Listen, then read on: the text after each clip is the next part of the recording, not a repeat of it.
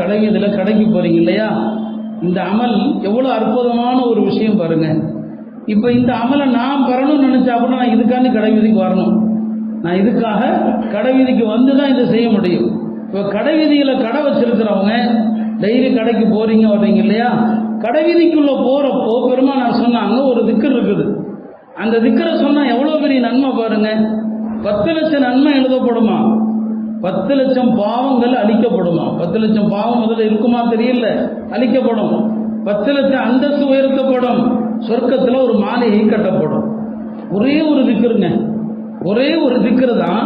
இந்த திக்கருக்கு எவ்வளோ நன்மை? 10 லட்சம் நன்மைகள் எழுதப்படுது, 10 லட்சம் பாவங்கள் அழிக்கப்படுது, 10 லட்சம் அந்தஸ்து உயர்த்தப்படுது, சொர்க்கத்தில் ஒரு மாளிகை எழுப்பப்படுது.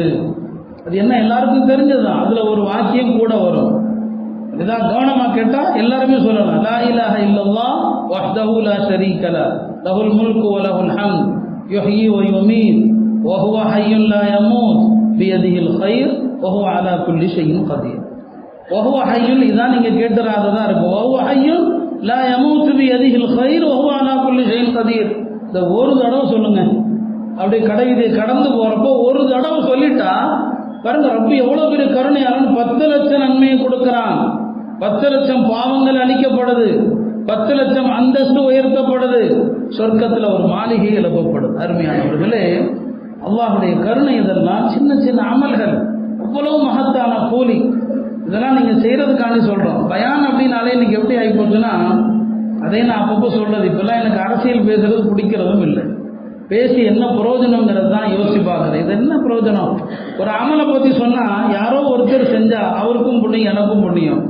அதனால தான் இப்பெல்லாம் இந்த மாதிரி விஷயங்கள் அமல் செய்யுங்கள், போதும், எல்லாம் நடக்கும். உலகத்தில் துன்யாவில் நடக்கிறது நடந்துக்கிட்டே இருக்கும்.